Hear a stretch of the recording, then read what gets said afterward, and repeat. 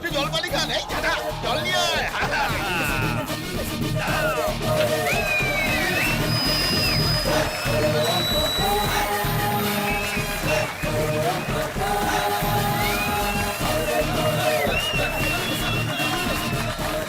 ও sir, আপনি কোন police station থেকে এসেছেন স্যার?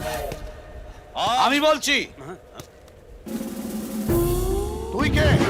বলছি আমার নাম ভজন। একটাই মাত্র জ্বালা, বউয়ের সাথে পেয়েছিলাম এই মোরগ ঝুটি শালা।